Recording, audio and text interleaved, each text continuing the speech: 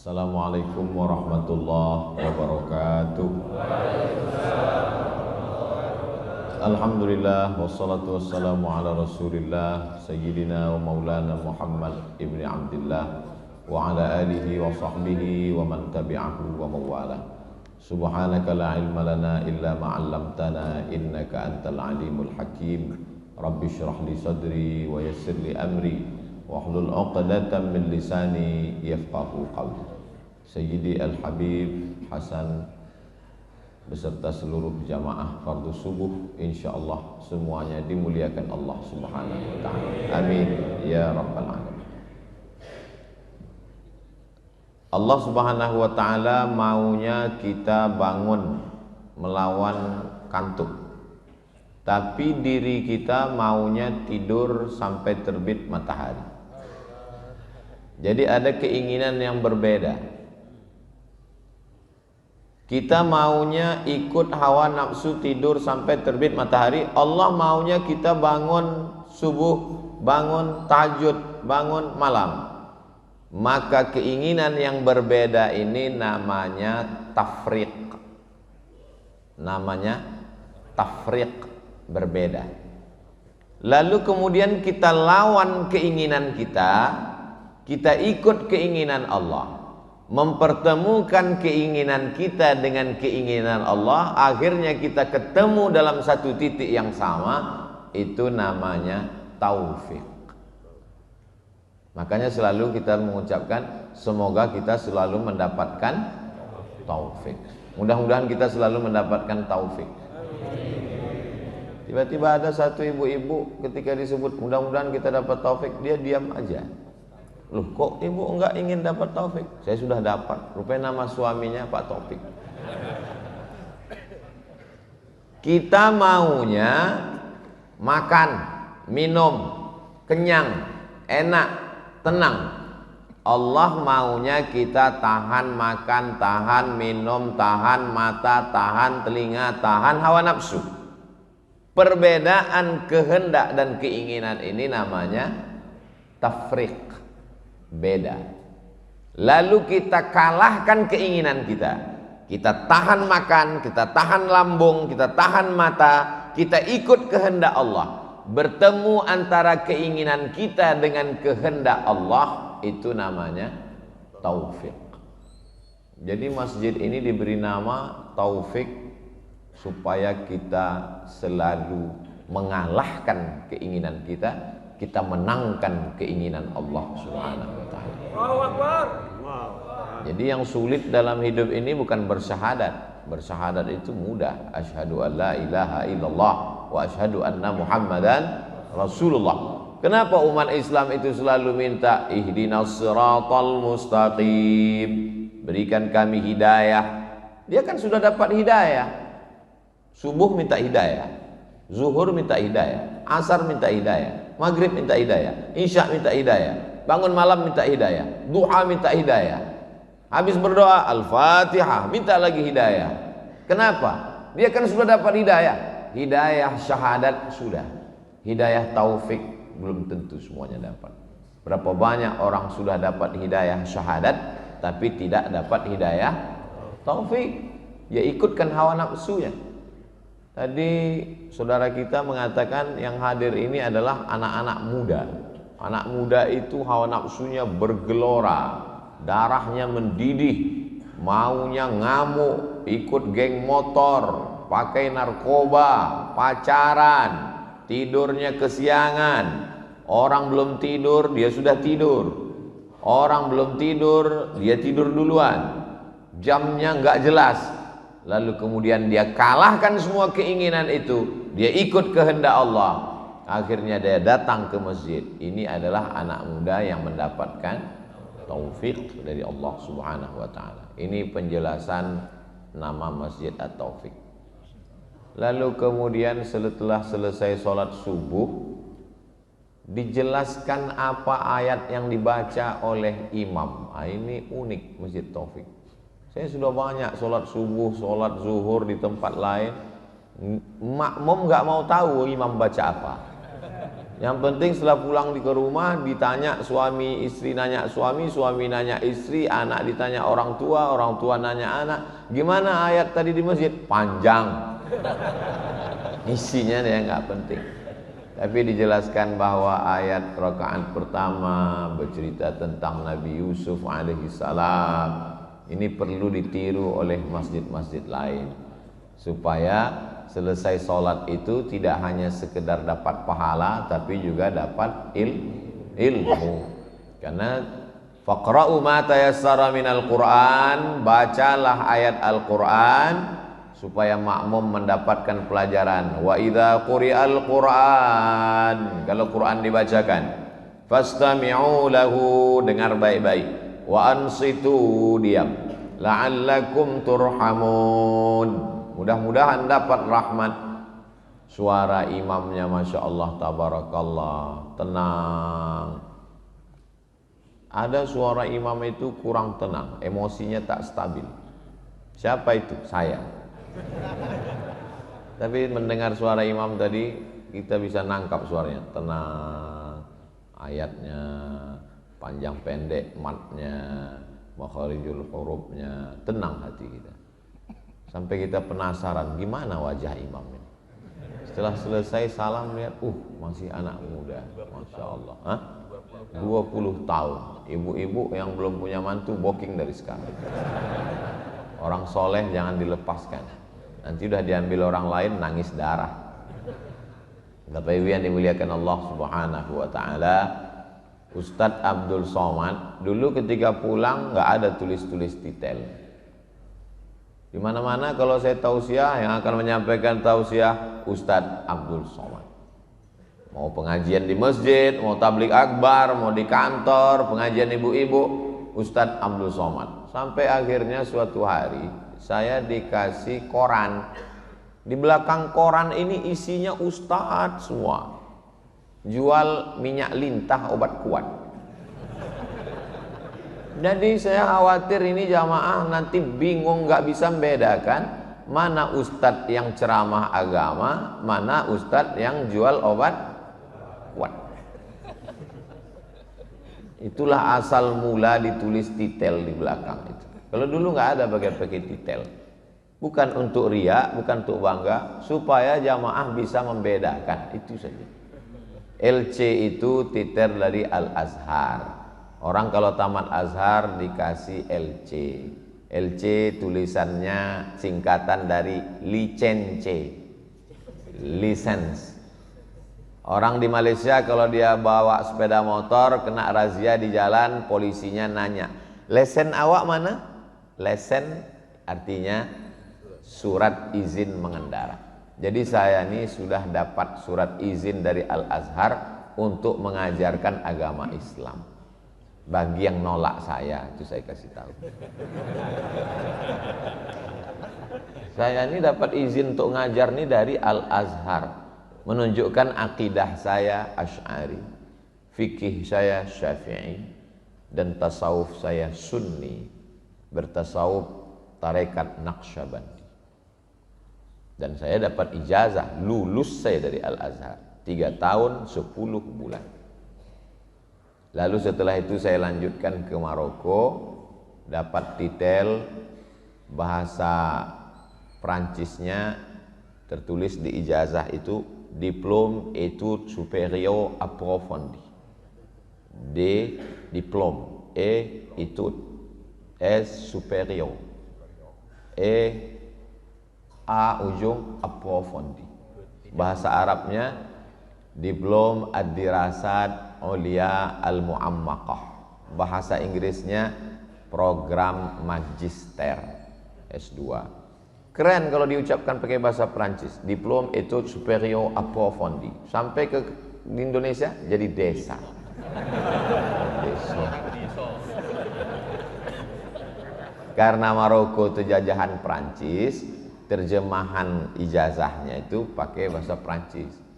Dan setelah pulang ke Indonesia, ketika ikut tes CPNS, harap ditulis detail asli negara asal. Itu maka ditulis desa. Setelah itu melanjutkan ke Sudan, PhD. PH itu filosofi, D-nya doktor, Doctor of Philosophy. Lalu setelah pulang dari Sudan, saya diundang ke University Islam Sultan Syarif Ali, Brunei Darussalam, diangkat menjadi visiting professor. Kata rektornya, Ustadz kemana saja ceramah, tulis bahwa Ustadz adalah profesor, karena Ustadz kami angkat sebagai visiting professor di Sultan Syarif Ali University sampai hari ini.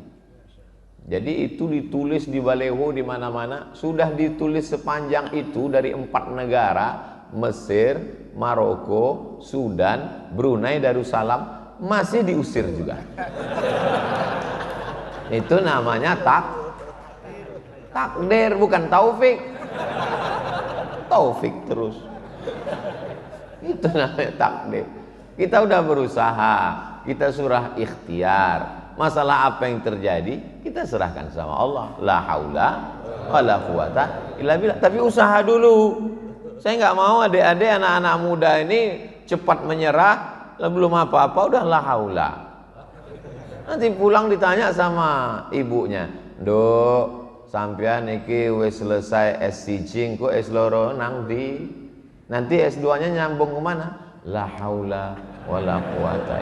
Enggak, setelah selesai ternyata tidak sesuai yang kita inginkan, supaya hati kita tidak bingung, tidak bimbang, tidak galau, yang paling mudah serahkan sama Allah. Mungkin ada hikmah yang tidak kita ketahui. Karena asa antakrahu syai'an, boleh jadi kau benci sesuatu, wa yaj'alallahu fihi khairan katsira, banyak kebaikan-kebaikan yang ada di dalamnya. Sikap itu disebut dengan taufik, mengalahkan keinginan kita, mengikuti keinginan kehendak Allah Subhanahu wa ta'ala. Walaqad hammat bihi, perempuan itu mau dengan dia, wa hamma biha, dan dia pun mau dengan perempuan itu. Laula an ra'a burhan rabbi, akhirnya dia mendapatkan burhan, penjelasan, pencerahan, kesadaran dari Allah. Akhirnya dia kalahkan keinginannya, dia ikut kehendak Allah, dia tinggalkan itu perempuan, dan dia selamat. Laki-laki itu bernama Yusuf, moyangnya bernama 4 kali kita sebut tadi, kama sallaita ala Ibrahim wa ala ali Ibrahim, kama barakta ala Ibrahim wa ala ali Ibrahim. Ibrahim punya anak laki-laki namanya Yakub.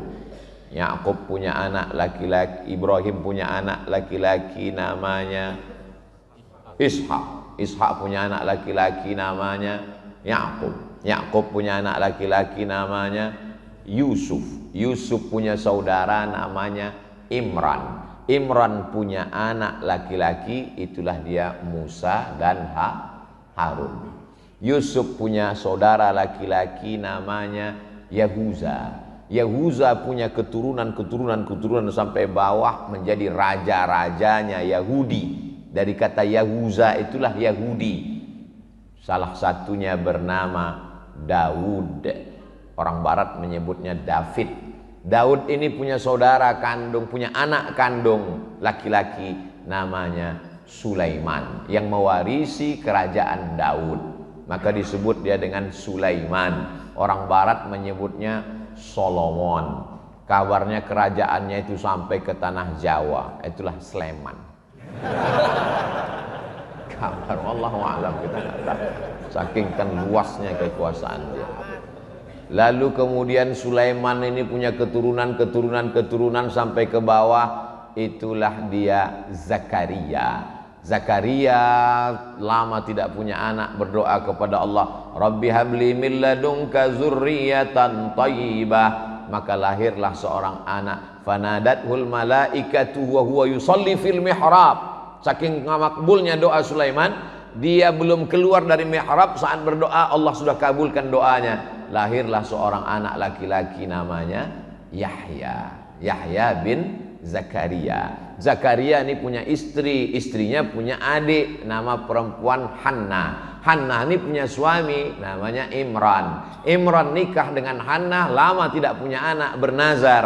Akhirnya Allah kabulkan doanya, maka lahirlah seorang anak perempuan namanya Maryam. Maryam melahirkan seorang anak laki-laki namanya Isa. Nama anaknya Isa, nama ibunya Maryam, nama neneknya Hannah, nama kakeknya Imran. Keluarga kecil ini disebut dengan Ali Imran, bukan teroris. Jadi kita mesti pahami sejarah ini bahwa mereka punya kait. Tadi Ustaz sebut Yahudi, ya. Lalu bagaimana dengan Israel? Nabi Ibrahim punya anak namanya Ishak, Nabi Ishak punya anak namanya Yakub. Yakub itu namanya dua, satu Yakub, satu lagi Israel. Il artinya Tuhan, Isra artinya hamba. Israel berarti hamba Tuhan. Bahasa Arabnya Abdullah, hamba Allah. Tapi jangan gara-gara ini nanti tetangga bapak yang namanya Abdullah dipanggil Israel. Hei Israel, ya Palestina. Nabi Yakub itu namanya satu lagi Israel. Makanya anak cucu keturunan Nabi Yakub itu disebut dengan Bani Israel. Jadi semua Yahudi itu adalah Bani Israel, tapi tidak semua Bani Israel itu Yahudi. Karena pecahannya ke bawah, barulah dia Yahuza, saudara dari Nabi Yusuf, anak cucu keturunan yang disebut dengan Yahudi. Setelah meninggalnya Nabi Sulaiman alaihissalam, pecah kerajaan ini, satu di utara, satu di selatan. Maka muncul dua kerajaan, satu kerajaan Israel, satu kerajaan Yahudi, berperang antara dua kerajaan ini. Lengkapnya baca di buku sejarah agama Yahudi. Sampulnya warna hitam, sudah diterjemahkan, bestseller. Nama penerjemahnya Abdul Somad. Tulis di Google. Nah, jamaah yang dimuliakan Allah Subhanahu wa taala. Nabi Yusuf alaihissalam suatu malam bermimpi. Inni ra'aitu ahada asyara kaukaba. Aku melihat ada 11 ahada asyara, 11 kaukab bintang. Wasyamsa wal qamar, matahari dan bulan. Ra'aituhum li sajidin. Aku melihat 11 bintang, matahari dan bulan bersujud kepadaku. Apa kata ayahnya Yakub? La taqsus ru'yaka ala ikhwatik. Jangan ceritakan mimpimu kepada saudara-saudaramu. Fayakidu laka kaida. Nanti mereka akan melakukan makar, tipu muslihat terhadapmu. Apa maknanya? Tidak semua saudara kita senang kalau kita dapat nikmat, walaupun nikmatnya hanya sekedar mimpi. Hati-hati adik-adik, anak-anak muda. Aku tadi mimpi. Mimpi apa? Ketemu jodoh. Hoax. Jangankan kamu nikah, kamu mimpi aja dia nggak senang. Jangan ceritakan semua nikmat yang ada pada dirimu. Kenapa? Karena tak semua orang senang melihat kau senang. Kebanyakan sifat orang adalah in tamsaskum hasanatun tasuhum. Kalau kamu dapat nikmat mereka susah hati. Wa in tusibkum sayyi'atun yafrahu biha. Tapi kalau kamu dapat musibah mereka senangnya luar biasa. Gimana Ustadz Abdul Somad di Masjid At-Taufik? Jamaahnya banyak, sakit jantungnya. Gimana kabar Ustaz Somad? Dia nggak diterima. Alhamdulillah. Ini sifat saudara-saudaranya Yusuf, Bani Israel. Lalu kemudian dendam kesumat itu mereka lanjutkan. Mereka iri karena Yusuf dikasihi, disayangi. Mereka bawa untuk main-main di gurun pasir. Setelah itu mereka masukkan, dibacakan oleh imam kita, fi ghayabatil jub. Ghayabatil jub adalah sumur yang dalam. Bajunya diambil, dibawa kepada bapak mereka bidamin kazib, damin darah, kazib bohong, darah bohong. Jadi cerita darah bohong ini sejak zaman dulu sudah ada. Darah bohong-bohongan. Betul dia ya, dia sudah dimakan oleh serigala. Ini darahnya ayah. Maka saudara-saudara Yusuf pun menangis, menangisi darah bohong, air mata buaya. Apa betul buaya itu punya air mata? Buaya ini selalu menjadi korban. Lidah buaya, air mata buaya. Ternyata buaya ini tidak punya pori-pori. Kita kalau kepanasan berkeringat, cairan tubuh kita keluar dari pori-pori, basah baju kita. Buaya nggak punya pori-pori, satu-satunya saluran mengeluarkan air melalui matanya. Makanya kalau dia kepanasan, dia keluar air mata. Tapi bukan karena dia sedih. Makanya kalau ada orang yang air matanya bukan karena kesedihan, selalu orang mengatakan, alah air mata buaya. Pas ditanya, kenapa, apa hubungan air mata dengan buaya? Buh, aku ora-uruh. Padahal maknanya adalah ilmu pengetahuan. Itu buaya yang di air, apalagi yang di darat.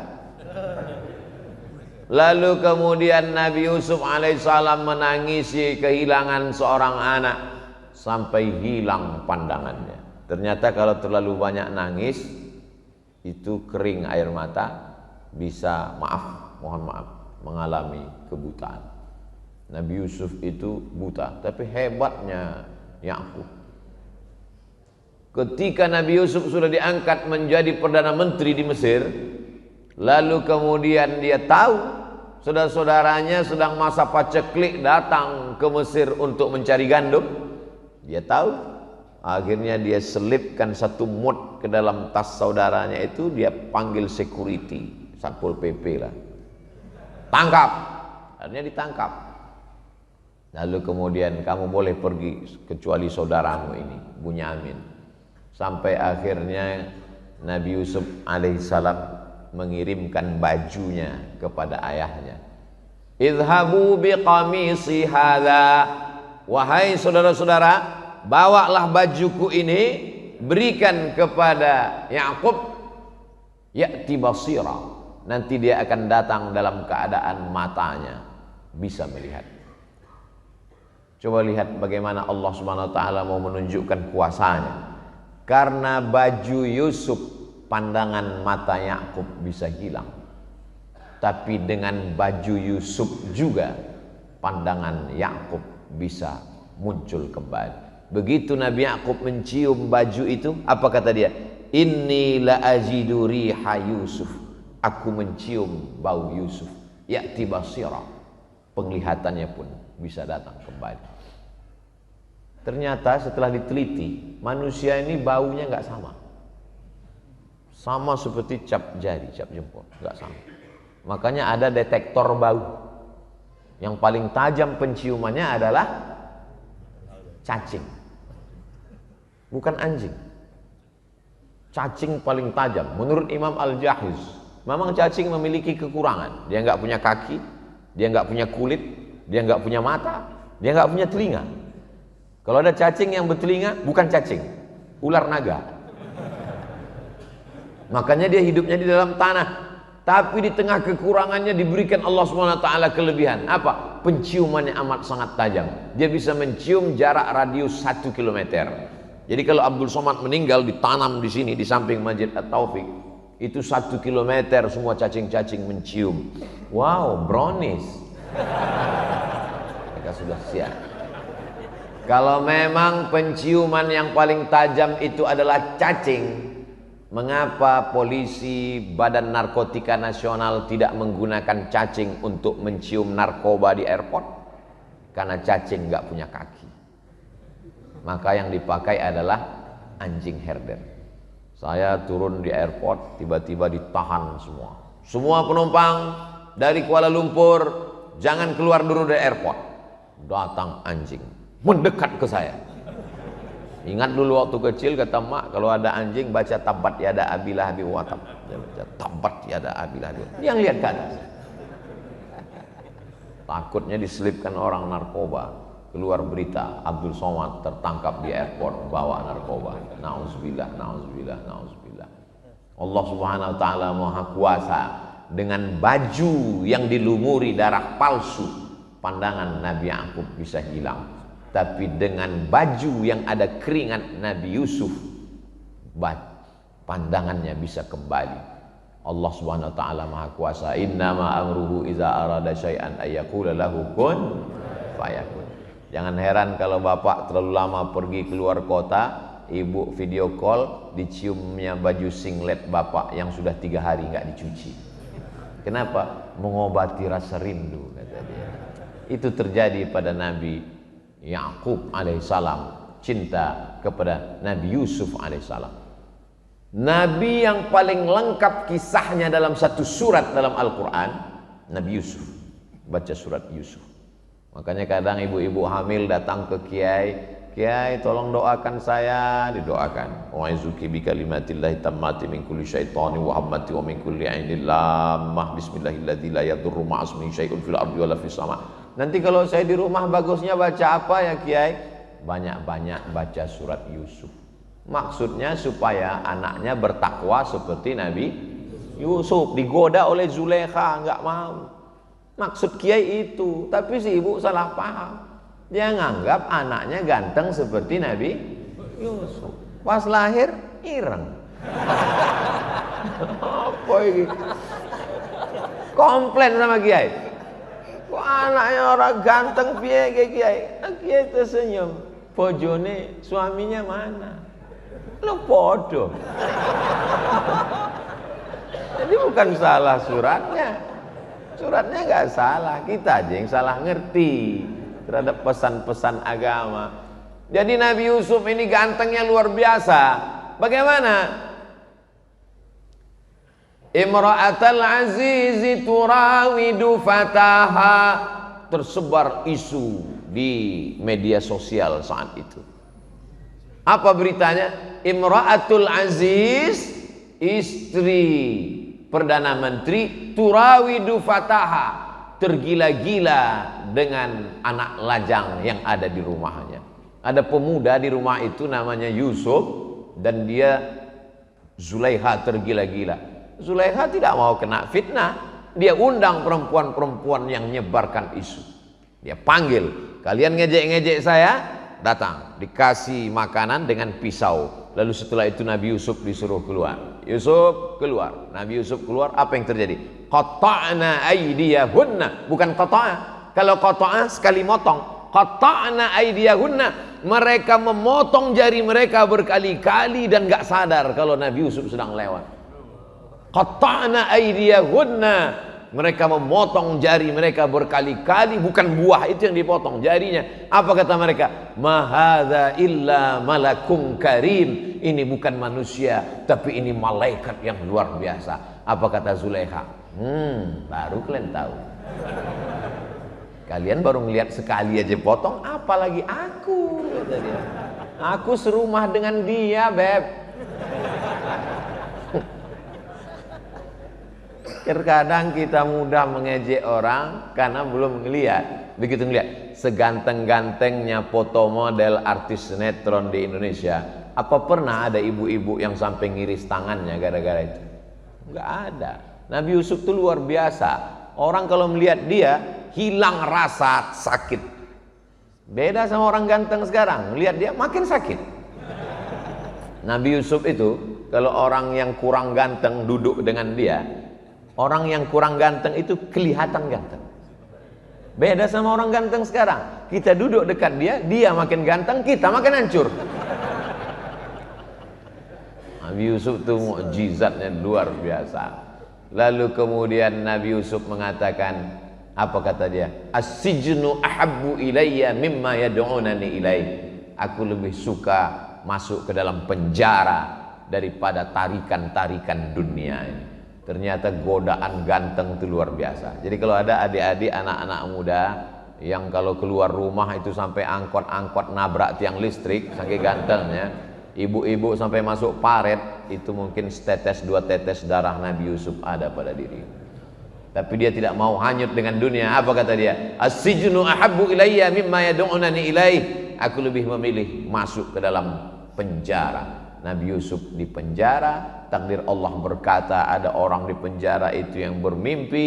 Mimpinya ditakwilkan oleh Nabi Yusuf. Akhirnya Nabi Yusuf keluar. Dan kemudian dia diangkat menjadi Perdana Menteri. Karena strateginya untuk mengatasi 7 musim kemarau. Akhirnya dia selamat. Lalu kemudian meninggal itu Perdana Menteri. Dan masa paceklik datang. Nabi Yusuf diangkat sebagai Perdana Menteri. Datang seorang perempuan minta gandum makanan. Nabi Yusuf masih ingat wajah perempuan ini. Loh, kamu kan Zulaikha? Iya. Suami kamu sudah meninggal? Betul. Dan masa kemarau 7 tahun dijualnya semua harta bendanya. Nabi Yusuf alaihi salam memuliakan Zulaikha. Lalu kemudian dia berikan makanan. Dan Nabi Yusuf minta izin kepada Allah untuk menikahi Zulaikha. Pada akhirnya Nabi Yusuf menikah dengan Zulaikha. Dan lahir 2 anak laki-laki. Dan mohon maaf, Allah mengembalikan kecantikan Zulaikha. Dan disebutkan dalam kitab tafsir Abul Fida Ismail Ibnu Katsir, namanya Tafsir Al-Quranil Azim. Disebutkan dalam kitab tafsir Al-Baghawi. Disebutkan dalam kitab Al-Bidayah wan Nihayah, bahwa ketika Nabi Yusuf malam pertama dengan Zulaikha, Zulaikha itu masih perawan.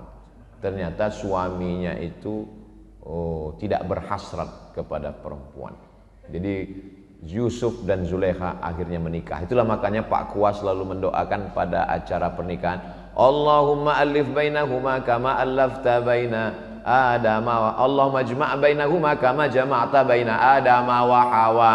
Satukan antara kedua mempelai ini seperti engkau satukan antara Nabi Adam dan Hawa. Wa alif bainahuma kama allafta baina Yusuf wa Zulaikha. Tautkan hati mereka berdua sebagaimana kau tautkan antara Nabi Yusuf dan Zulaikha. Ada yang komplain, jangan doakan karena hubungan mereka tidak baik. Ente pikniknya kurang jauh, Mas. Makanya baca kitab tafsir Al-Baghawi, baca kitab tafsir Abul Fida Ismail Ibnu Katsir, baca kitab Al-Bidayah wan Nihayah. Ternyata Nabi Yusuf itu akhirnya menikah dengan Zulaikha dan punya anak 2 orang laki-laki, dan hubungan mereka bukan hubungan perselingkuhan, dan mereka akhirnya hidup bahagia. Mudah-mudahan adik-adik juga cepat ditemukan dengan jodohnya insyaallah. Yang bilang amin yang anak muda aja. Soalnya ibu mengawasi dari atas. Pak Ustadz, kami amin itu bukan untuk kami, untuk anak-anak kami, betul. Tapi kalau malaikat mengaminkan untuk kami juga apa masalahnya kan? Senyum tanda setuju. Bapak Ibu yang dimuliakan Allah Subhanahu wa taala, faqsusil qasasa, ceritakan kisah-kisah itu. Maka isi Al-Qur'an itu banyak kisah. Kisah tentang orang ganteng, Nabi Yusuf. Kisah tentang orang sakit-sakitan, Nabi Ayub. Kisah tentang orang yang terbuang dimakan ikan, Nabi Yunus. Kisah tentang orang yang punya kekuasaan sampai jin pun tunduk kepadanya, Nabi Sulaiman. Kisah tentang orang yang luar biasa kekuasaannya, Nabi Daud. Jadi kita tinggal cari kisah yang sesuai dengan kita aja. Pak Ustadz, saya ini gelisah. Kenapa? Banyak sekali yang nembak saya karena ganteng. Yusuf. Pak Ustadz, saya ini terbuang, tidak dipedulikan orang. Nabi Yunus. Kurang apa lagi di dalam perut ikan.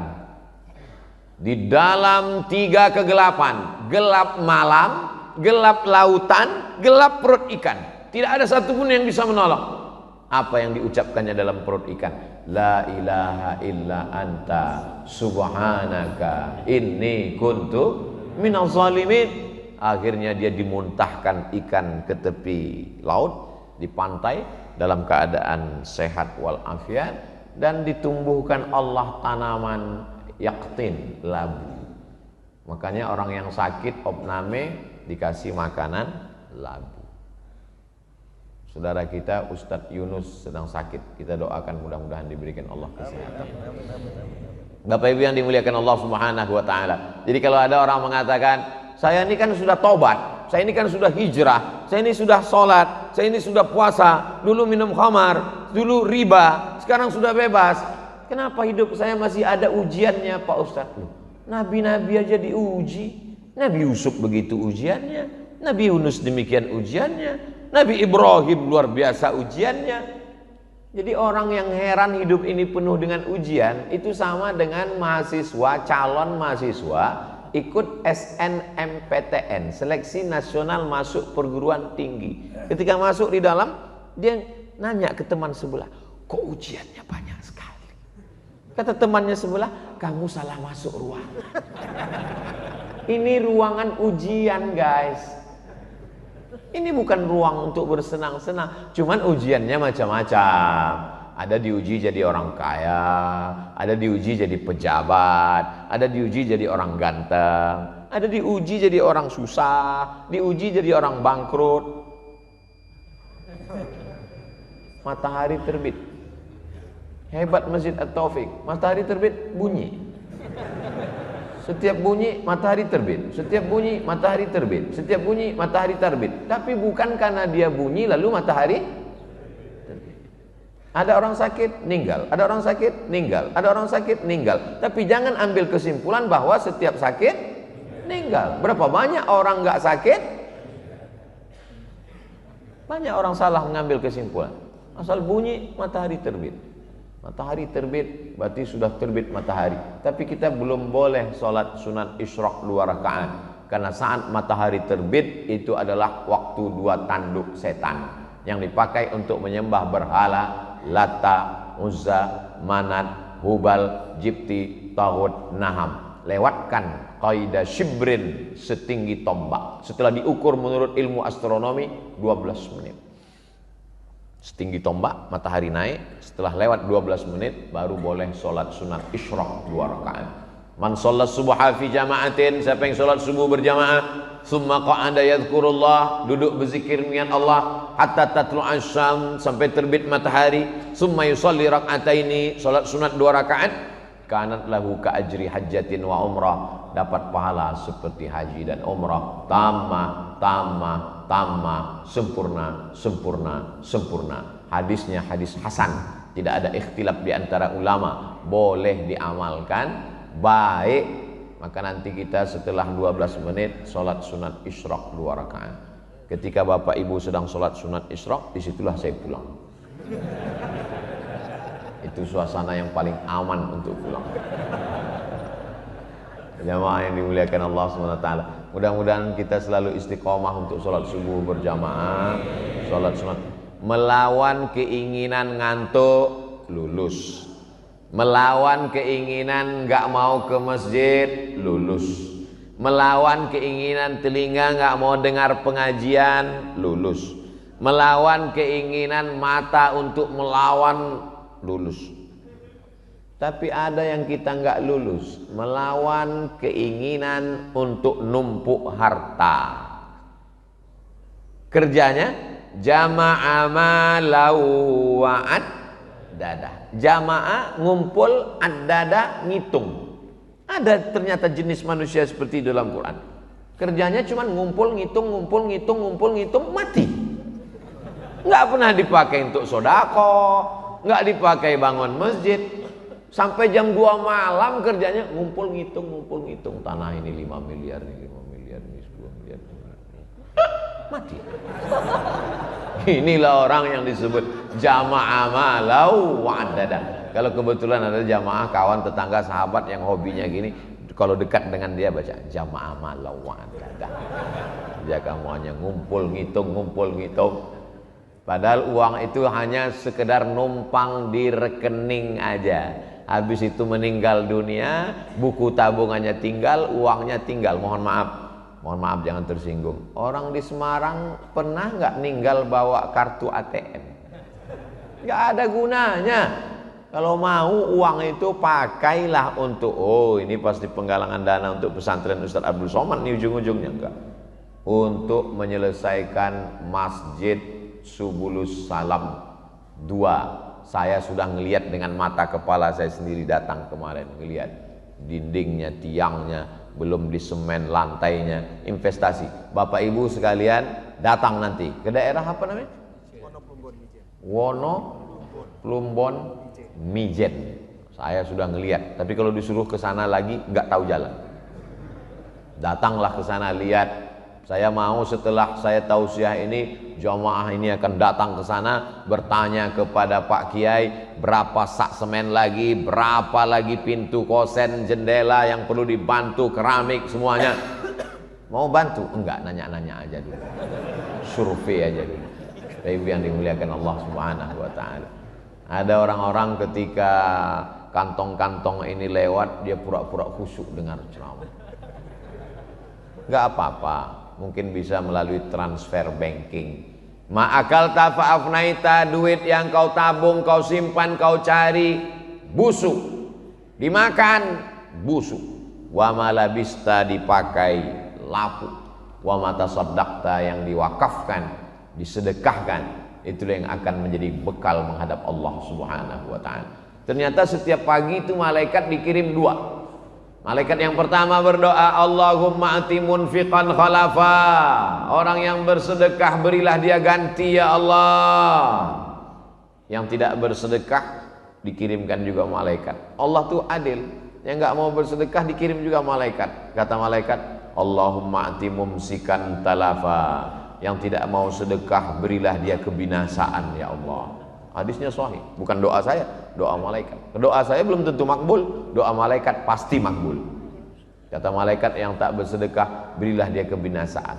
Nah, jadi yang tak bersedekah hati-hati aja. Berawal dari pertama sendal hilang, habis itu nggak lama helm hilang, habis itu suami dilarikan pelakor. Ustadz ini nakut-nakuti ibu-ibu aja. Yang kerja nyari uang kan bapak. Memang betul. Tapi yang megang uang bapak, ibu. Makanya kantongnya sebar ke ibu-ibu. Bapak ibu yang dimuliakan Allah Subhanahu wa ta'ala, yang dititipkan Allah Subhanahu wa ta'ala begitu banyak, tapi yang dimintanya tidak banyak. 2,5% zakat. Bisakah zakat untuk masjid? Menurut mazhab Syafi'i, nama imamnya Fakhruddin Ar-Razi, meninggal 606, dikutip oleh Mufti Al-Azhar Mesir, Syekh Atiyah Saqar, bisa zakat untuk masjid masuk asnafnya ke fisabilillah. Innamas shadaqatu lil fuqara wal masakin wal amilina 'alaiha wal muallafati qulubuhum wa fir riqab wal gharimin wa fi lillah wa benis sabil. Itu maka pemerintah Malaysia menyalurkan zakat untuk mahasiswa yang ada di Al-Azhar Mesir. Teman saya orang Malaysia, saya tanya, kamu dapat beasiswa? Ya, dari mana? Dari rumah zakat, kata dia. Berapa satu tahunnya? 6.000. 6.000 ringgit kali 3.000, 18 juta. Kamu dapat juga? Saya bilang saya dapat. Berapa? 12.000. Oh, banyak sekali. Saya sebelum berangkat ke Mesir membuat proposal tahun 98 ke Badan Amil Zakat Provinsi. Saya mahasiswa Indonesia yang mendapat beasiswa ke Mesir, mohon bantuan ongkos. Silakan datang ke kantor. Ibu saya pergi. Saya tanya, berapa dikasih amil zakat, Mak? 200.000. Ingat saya karena angkanya 200.000. Waktu itu harga dolar melambung 20.000 satu dolar. Tapi karena takdir Allah berangkat juga 98. Pulang dari Mesir 2002, pulang dari Maroko 2008, ceramah tausiah kesana kemari, diundang sama Basnas. Kata Basnas, inilah kader yang kita kirim dulu. Mantap. Keren. Saya diangkat sebagai duta Badan Amil Zakat Nasional. Ustadz dendam? Enggak, cuman ingat aja dikit. Datang ketua Basnas, Ustadz Somad, ini piagam mengangkat Ustadz sebagai duta Basnas. Dan kami menggaji Ustadz 1 bulan 100 juta. Saya bilang enggak usah gaji saya. Kemana-mana saya akan suarakan ke masyarakat supaya bayar zakat ke Badan Amil Zakat Nasional. Yang diberikan Allah kepada saya bisa kuliah S1, S2, S3 enggak bayar sama sekali, itu sudah lebih daripada apa yang diberikan keinginan dulu. Saya enggak pernah cita macam-macam, itu diberikan Allah Subhanahu wa taala begitu saja. Apa yang diberikan Allah lebih baik daripada yang diberikan manusia. Idza sa'alta fas'alillah wa idza sta'anta fasta'in billah. Lalu kalau memang begitu, kenapa Ustadz mesti mengiklankan masjid musyawarah? Mengapa Ustadz meminta jamaah untuk bersedekah? Supaya jamaah selamat hartanya, selamat anaknya, selamat dirinya. Siapa yang mengatakan bahwa dia menolong masjid, berarti dia sudah mengecilkan Allah Subhanahu wa taala. Masjid itu milik Allah. Tidak kita tolong pun masjid akan tetap berdiri. Maka kalau kita menyumbang untuk masjid, bantu fakir miskin, nolong anak du'afa, sesungguhnya kita bukan menolong mereka, tapi kita sedang menolong diri kita sendiri di hadapan Allah Subhanahu wa taala. Pemahaman kita bersedekah mesti begitu. Kalau tidak, kita nanti masjid musyawarah yang kemarin Ustadz Somad penggalangan dana udah selesai ya. Kalau bukan karena saya, siapa kita? Kita lahir ke atas dunia, telapak kaki kita 2 jari lebarnya, panjang kita sejengkal, bahasa kita cuma nangis. Mau makan, nangis. Mau minum, nangis. Mau nangis. Nggak ada bahasa yang lain. Sampai akhirnya kaya raya, punya kekuasaan, hartanya banyak. Allah cuma minta 2,5%. Itu pun dia simpan mati. Sampai akhirnya mati dalam keadaan tidak membawa apa-apa. Akhrajakum min butuni ummahatikum. Allah mengeluarkan kamu dari rahim perut ibu kamu. La ta'lamuna syai'an. Kamu tidak tahu apa-apa. Namamu pun diberikan orang lain. Jangankan nama, jangankan harta, namamu pun diberikan orang lain. Mohon maaf, siapa yang lahir sudah bawa nama sendiri? Ustadz namanya siapa? Abdul Somad. Itu Ustadz bawa sendiri? Enggak, dikasih orang lain. Orang tua zaman dulu kalau punya anak itu dia nanya ke kiai, ini anak saya dikasih siapa? Kiai ngasih nama, anak kamu ini kasih namanya Muhammad Solah. Jadi nama saya dulu dikasih Muhammad Solah. Solah di kampung saya nama ikan. Kata mak saya, masa nama anak saya ikan? Dia nggak ngerti bahasa Arab, padahal bahasa Arab itu solah pakai hak kecil itu artinya bagus.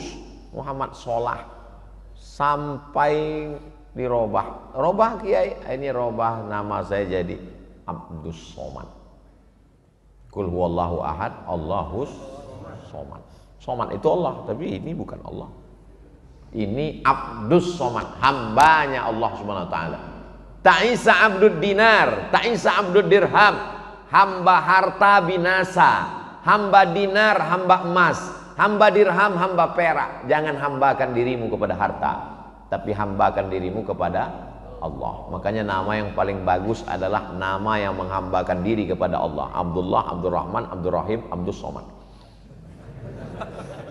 Jamaah yang dimuliakan Allah Subhanahu wa taala. Masjid At-Taufik bisa cantik, indah, luar biasa. Memandang ke atas, kubahnya, lampunya indah semua, AC-nya lengkap, jamnya. Ini penataan jam nih bagus. Masjid-masjid yang lain tolong tiru bagaimana meletakkan jam, supaya khotib tahu dia, penceramah pun tahu dia kapan dia mesti mengakhiri, tahu. Mau lihat ke samping ada 604, lihat ke depan ada, ke samping bagi jamaah melihat ada. Karena jamaah ini bingung kadang kalau Ustadz ini ceramah, kapan penderitaan ini berakhir. Tapi kalau Ustadz Somad yang ceramah mereka tahu 60 menit, gak akan lebih 600 ml. Tapi mestinya Masjid At-Taufik ini gak sampai 60 menit. Kenapa? Botolnya kecil. Jamaah yang dimuliakan Allah Subhanahu wa taala. Manusia itu ingin kepastian. Manusia itu ingin kepastian. Tapi ada satu yang tidak dipastikan Allah supaya kita tidak putus asa. Apa itu? Umur dan rezeki. Umur itu tidak dia berikan kepastian. Bayangkan kalau bapak ibu dikasih kepastian. Umur kamu 63 tahun. Tiba-tiba subuh ini ada yang umurnya 62 tahun, 11 bulan, 29 hari, kurang 3 menit. Apa enggak nangis saja bawaannya? Kita selalu optimis bahwa umur kita panjang. Yang tua jangan putus asa, yang muda jangan terlalu bangga. Yang sakit jangan depresi, yang sehat jangan sombong. Berapa banyak orang yang divonis sakit mati sampai hari ini nggak mati-mati, dokter yang memvonis sudah meninggal duluan. Mohon maaf Pak Dokter, Bu Dokter, jangan tersinggung. Saya kalau sakit masih ke dokter. Anak saya sakit ke dokter. Mau melahirkan istri saya ke rumah sakit. Tapi saya tidak menambah rukun iman jadi 7 dokter spesialis. Iman kita kepada Allah SWT. Tapi ke rumah sakit, ke dokter, makan obat adalah ikhtiar dan usaha. Sampai akhirnya kita mati menghadap Allah, diantar ke liang lahat. Yatsba'ul mayyita salasun, yang mengiringi mayat ke liang lahat cuma 3. Yang pertama mal, bahasa Arabnya mal, artinya miring, condong. Harta itu bahasa Arabnya mal, orang barat nyebutnya mall. Kenapa mal itu disebut miring? Karena hati kita condong ke harta. Ada masjid, ada mall. Hati kita condongnya kemana? Ke mall. Itu maka disebut dia mall, miring. Hati kita miring, condong ke sana. Harta mengiring ke liang lahat. Mobil mahal, mewah, ikut ngiring sampai ke pelataran parkir. Ahluhu, keluarga, anak, cucu, mantu, kawan, sahabat, jamaah, ramai datang mengiring ke liang lahat. Tapi pas masuk ke dalam, tetap only you, tetap kau hanya sendiri menghadap Allah. Yarji usnani, yang 2 pulang ke rumah. Mereka hanya sekedar cerita, kasihan ya almarhum Ustadz Somad meninggal, jamaahnya banyak, followernya 6 juta. Yang di Instagram, yang belum follow, tolong follow, subscribe, like, share, and comment. Ternyata hanya di dunia saja. Setelah itu mati menghadap Allah sendirian. Saya sudah ngelihat pejabat ninggal sendirian, orang kaya ninggal sendirian, suami istri yang katanya sehidup semati sendirian. Sampai akhirnya kita pun menghadap Allah. Ya baqa wahidun, yang tinggal cuma 1. Apa itu? Wa amalu. Kalau sempat bangun di tengah malam meneteskan air mata, kalau sempat membaca Al-Quran hari Jumat, surat Al-Kahfi, yang sudah baca, alhamdulillah. Yang belum baca, insya Allah. Yang sudah bolak-balik dikasih tahu enggak juga mau baca, innalillah. Kalau surat Yasin Pak Ustaz, man qara'a yasin fi lailatin, enggak lihat malam Jumat, malam Senin, malam Selasa, malam Rabu, malam Kamis, malam Jumat, malam Sabtu, malam Ahad, tiap malam asbaha maghfuran lah. Waktu subuhnya dia sudah diampunkan Allah. Hari Jumat banyak-banyak bersolawat. Allahumma salli ala Sayyidina Muhammad wa ala ali Sayyidina Muhammad. Allahumma salli ala Sayyidina Muhammad wa ala ali Sayyidina Muhammad. Inna salatakum ma'rudatun alayya. Solawat kamu dari Semarang dibawa ke Masjid Nabawi, ditunjukkan ke makam Rasulullah sallallahu alaihi wasallam. Kata sahabat, kaifa salatuna ma'rudatun alayka wa qad arimta? Bagaimana mungkin salawat kami dibawa kepada engkau padahal engkau sudah meninggal dunia ya Rasulullah? Maksud sahabat, kalau sudah meninggal dunia masuk ke dalam lubang tanah kan dimakan cacing tanah. Bagaimana mungkin salawat kami dibawa ke kuburmu? Nabi menjawab, innallaha harramal arda ajsadal anbiya. Allah mengharamkan tanah memakan jasad para nabi. Jasad nabi tidak dimakan cacing tanah. Bapak Ibu percaya? Ya nggak percaya nggak apa-apa, terserah. Makam pahlawan di kota tempat kelahiran saya, posisinya dulu di pinggir kota. Karena kotanya diperluas, akhirnya di tengah kota. Mau dibuat taman kota. Akhirnya diumumkan kepada semua ahli waris, semua makam mau dipindahkan. Akhirnya digali. Satu makam, jangankan jasadnya, kain kafannya masih utuh. Ditanya, ini makam siapa? Makam si fulan, penghafal Al-Quran. Bukan Nabi. Enggak ada Nabi turun di Sumatera. Bukan Nabi. Allah mau tunjukkan, kalian yang tidak percaya jasad Nabi tidak dimakan cacing tanah, nih pencinta Nabi Muhammad SAW, tidak dimakan jasadnya. Perluasan PLTA Koto Panjang, pembangkit listrik tenaga air, 3 kecamatan mesti pindah. Maka diumumkan kepada seluruh masyarakat, ini nanti 3 kecamatan akan jadi waduk besar. Kan nggak mungkin mau Idul Fitri, Idul Adha, mau kurban, mau menyambut Ramadan nanti ziarahnya ke waduk. Al-Fatihah, kan nggak mungkin. Jadi kubur-kubur dibawa ziarah, dibawa pindah kalau mau ziarahnya. Akhirnya masing-masing keluarga menggali. Salah satu makam disaksikan ribuan bola mata. Jangankan jenazahnya, jangankan kulitnya, kain kafannya masih utuh. Wajahnya seperti meninggal kemarin sore. Mursyid Tariqat Naqsyabandiyah, dipindahkan makamnya.